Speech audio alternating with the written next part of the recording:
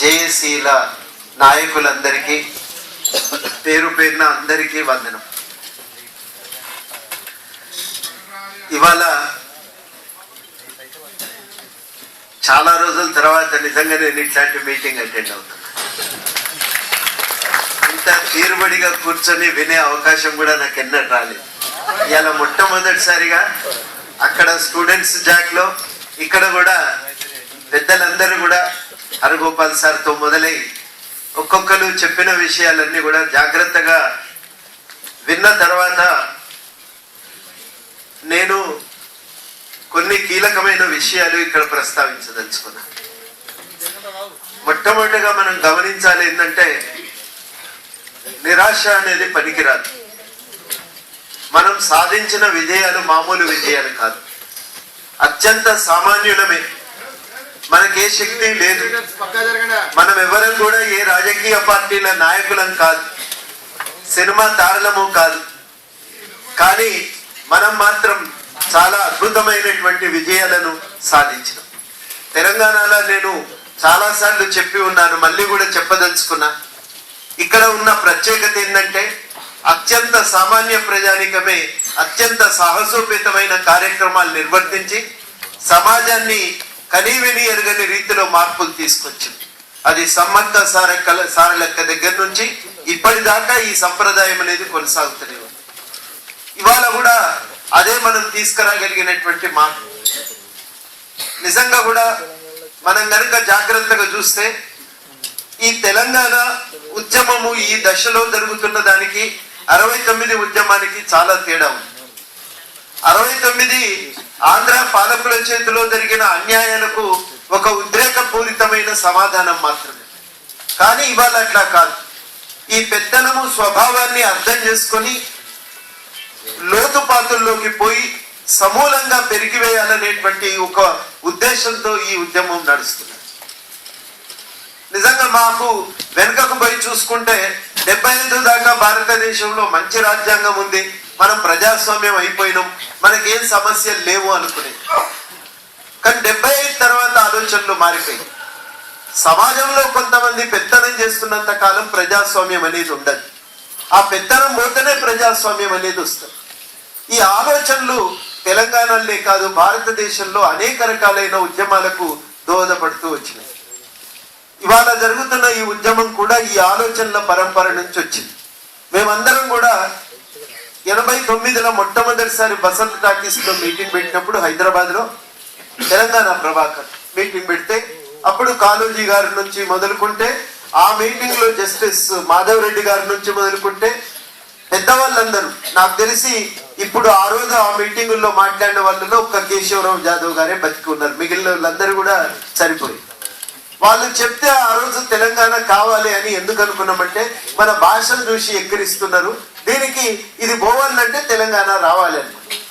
కానీ 95లో ఇదే వరంగల్లో జయశంకర్ సారు, భూపతి కృష్ణమూర్తి గారు, తర్వాత జాదవ్ గారు మీటింగ్ పెట్టి ఆ రోజు విద్రోహ దినం కోసం పిలుపులు ఇస్తే ఆ రోజు 1000 మంది హాజరైంది. అక్కడి నుంచి తెలంగాణ ఎందుకోసం అనే చర్చ తీవ్రతరమైనాక అందరం కూడా ఆలోచించుకోవటం మొదలుపెట్టినాం. మాలాంటి వాళ్ళని చాలా మంది గ్రామాన జరిగిన రైతుల ఆత్మహత్యలకు పరిశీలించి ఒక పరిష్కారాన్ని వెతికే ప్రయత్నంలో ఊళ్ళలోకి పోయినప్పుడు ఒకటే అనిపించింది, నిజంగా తెలంగాణ వస్తే తప్ప మనకు నీళ్లు రావు, నీళ్లు రాకుండా ఈ ఆత్మహత్యలు ఆగవు, రైతుల కుటుంబాల్లో ఈ దుస్థితి పోదు అనేటువంటి నిర్ధారణకు వచ్చి ఏ పెత్తనము నీళ్లు రాకుండా తీసుకుపోయింది మన నుంచి అని ఆలోచన చేయటం మొదలుపెట్టింది. అప్పుడు మనకు అర్థమైంది ఈ పెత్తనం అనేది అన్ని దిక్కులా బాగా బలంగా వేళ్ళుని కొనిపోయింది అని. అంతర్గత కాలనీ అనే సిద్ధాంతాన్ని మనం పెంపొందించుకున్నాం. ఈ అంతర్గత కాలనీ ప్రకారము మనం సాంస్కృతిక అస్తిత్వాన్ని కోల్పోయినాం, వనరుల పైన అధికారం మనకు లేకుండా పోయింది, రాజకీయ అస్తిత్వము కూడా తెలంగాణకు లేదు. మనం దగ్గర ఉన్న నాయకత్వం అంతా పరాధీనమైన నాయకత్వమే తప్ప మన నాయకత్వం కాదు అనేది మనం తెలుసుకున్నాక దీనికి వ్యతిరేకంగా ఒక భావవ్యాప్తి ఆందోళన అనేది నిర్వర్తిస్తూ ఇవాళ ఇక్కడి దాకా వచ్చింది. ఆందోళన రూపాల గురించి మాట్లాడుకున్నప్పుడు వాస్తవానికి తెలంగాణ సమాజం అంతా కూడా 52 నుంచి అనేకమైన హింసాయుత పద్ధతులను ఉపయోగించింది. కానీ 95 తర్వాత ఒక చర్చ మొదలైంది, దీని పరిమితులు ఏంటి? అది బాలగోపాల్ గారు కానీ, శంకరన్ గారు కానీ, పౌరస్పందన వేదికలో కన్నబిరణ్ గారు కానీ ఒక చర్చ నిర్వర్తించారు. అందరికీ అర్థమైంది ఏంటంటే ఈ హింసను మనం పరిమితం చేయకపోతే సమాజ మార్పులో, ప్రజాస్వామిక ప్రక్రియలో ప్రజలు భాగం కాలేరు అనేటువంటి ఆలోచన ఒకటి బలపడింది. అందుకని ఏ కార్యక్రమం చేసినా శాంతియుతంగా నడవలసిందే, వీలైనంత మంది ప్రజానీకానికి భాగస్వామ్యం ఉండవలసిందే అని నిర్ధారణకు వచ్చినాం. అక్కడి నుంచి మనం ఇవాళ ఇంత శాంతియుతంగా చేస్తే కూడా ఇవాళ పొద్దున కాంగ్రెస్ ఆఫీస్ ముందు టీజీవీపీ విద్యార్థులు వాళ్ళ మీద ఆఫీస్ ముందు శాంతియుతంగా ధర్నా చేస్తే మీద పడి కొట్టింది. ఇప్పుడే వదిలిపెట్టిండ్రు. మానుకోటలో జేఏసీ నాయకులు బలరాం నాయక్ ఇంటి ముందు ధర్నా చేస్తే మీద పడి విచ్చలవిడిగా కొట్టి మరి చాలా మందికి గాయపరిచింది.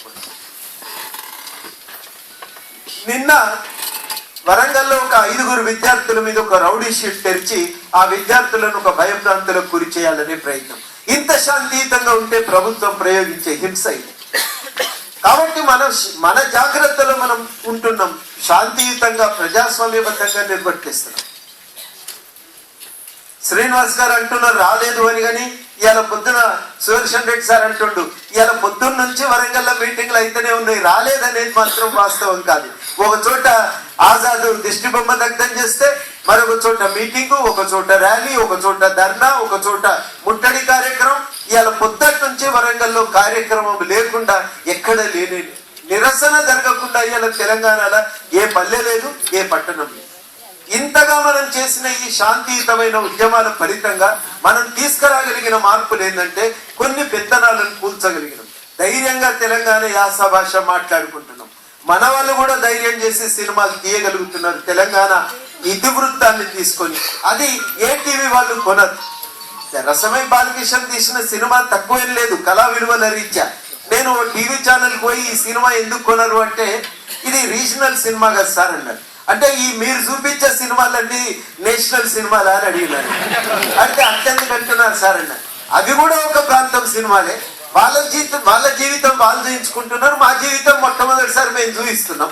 మా జీవితం వచ్చేసరికి ఏమో రీజనల్ అవుతుంది, వాళ్ళ జీవితం ఏమో స్టేట్ అవుతుందా అని. ఇది ఎక్కడి పద్ధతి అంటే అట్లా కాదు సార్, కళాత్మక విలువలు ఉండాలి కదా, ఉంటేనే తీసుకోమని అడిగి. ఇలా లేవు అని చెప్పు, నేను దేనికైనా సిద్ధము. నేను కూడా సినిమాలు చూసిన, మీ సెన్సార్ బోర్డులో ఉన్న వాళ్ళకంటే నాకు కూడా ఎక్కువనే తెలుసు. కానీ ఆ సినిమా మీరు ఎందుకు కొనరు అని అడిగి కొట్లాడంగా ఒక 2 సినిమాలు కొన్నారు, ఇంకా రసమై సినిమా కొనాలి. అంటే మనం కొట్లాట ఏంటంటే ఇగో ఆ స్థాయిలో మనం గట్టిగా నిలబడి మాట్లాడి మన సంస్కృతిని మనం తలెత్తుకొని ప్రకటించగలిగేటువంటి ఒక స్థాయికి ఇవాళ మనం చేరుకోగలిగాం. ఇవాళ సమాజంలో సర్వ వర్గాలు కూడా సంఘటితమైపోయాయి.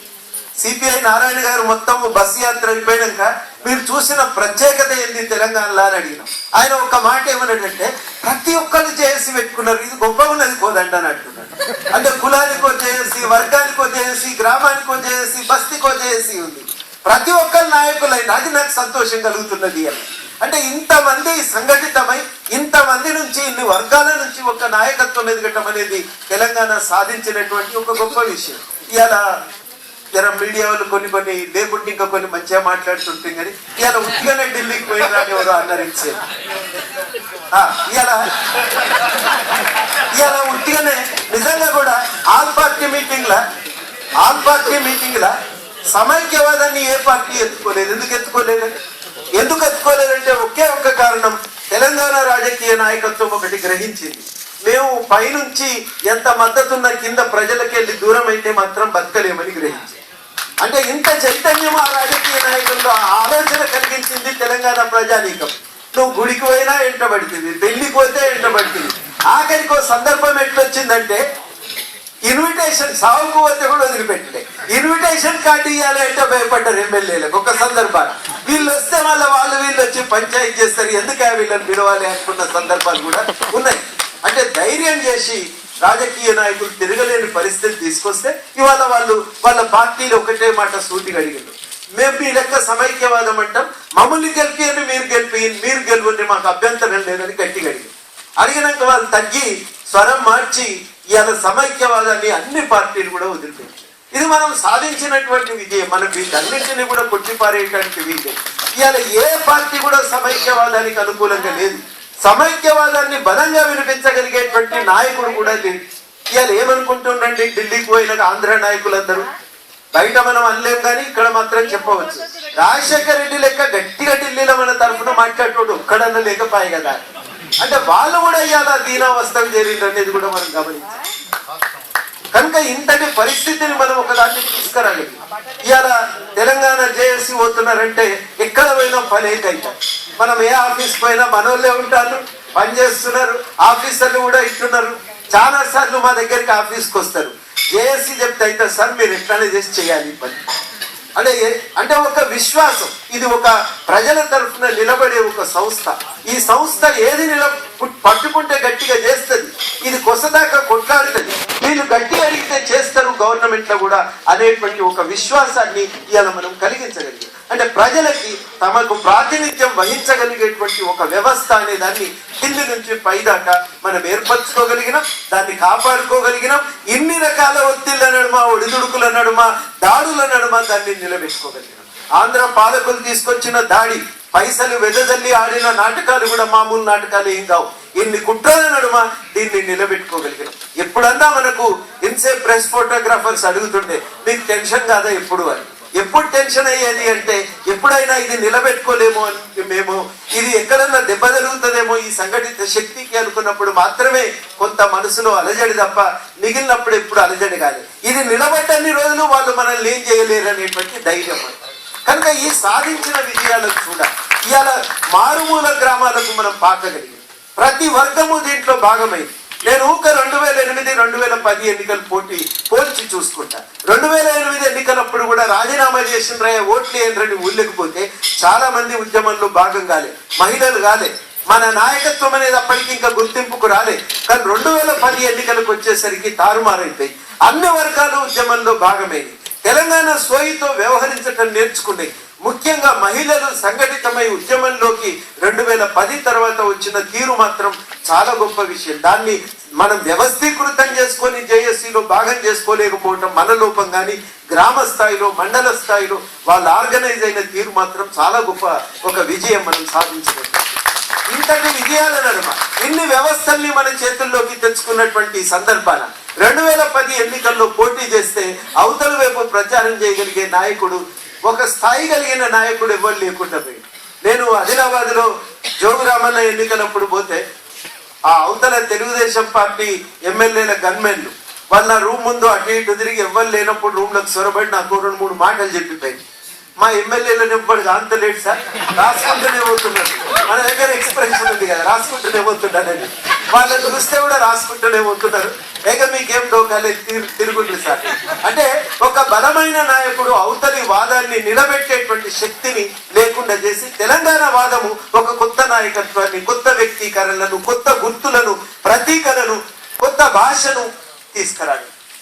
ఇన్ని తీసుకురాగలిగినాం కాబట్టే రాత్రి ఎన్ని లొల్లి చేసినా ఇలా సాయంత్రంకి వెళ్ళి మళ్ళా కోర్ కమిటీ మాత్రం సమావేశం కాగలసినటువంటి పరిస్థితి.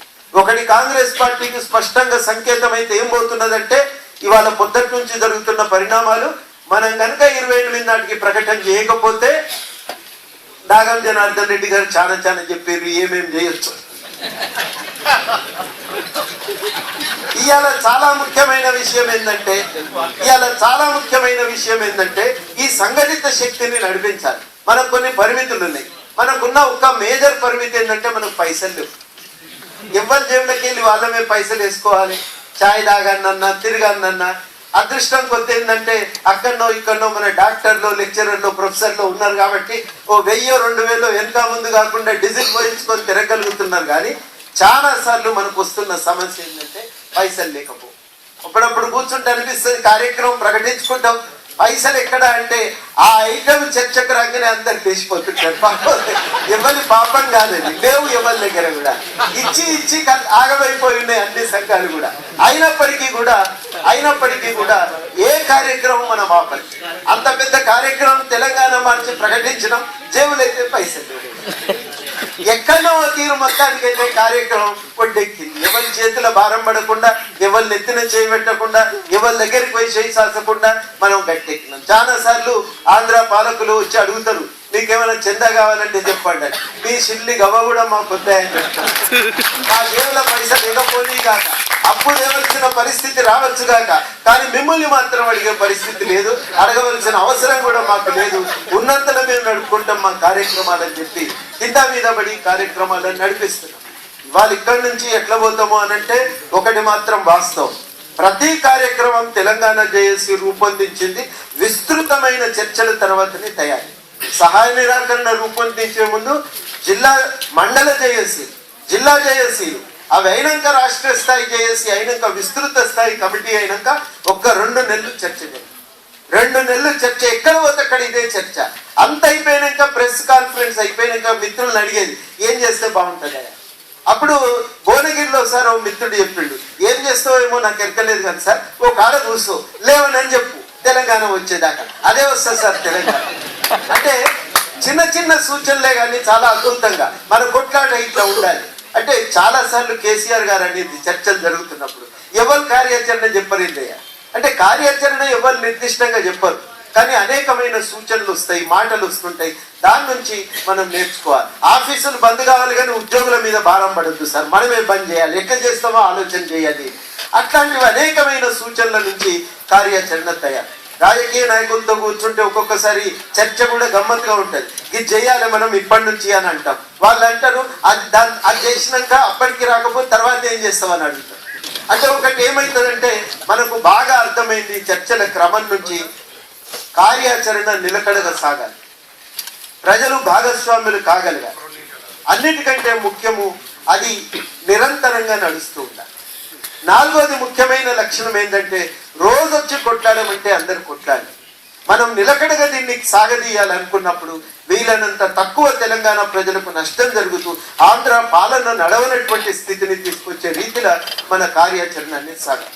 నిజంగా తెలంగాణ మార్చి ఆ రకంగా సకల జనుల సమ్మె కానీ, సహాయ నిరాకరణ కానీ, తెలంగాణ మార్చి కానీ, మిలియన్ మార్చి కానీ అద్భుతమైన కార్యక్రమాలు. వాటంతటది సకల జనుల సమ్మె తెలంగాణ సమాజాన్ని సంఘటితపరిచింది.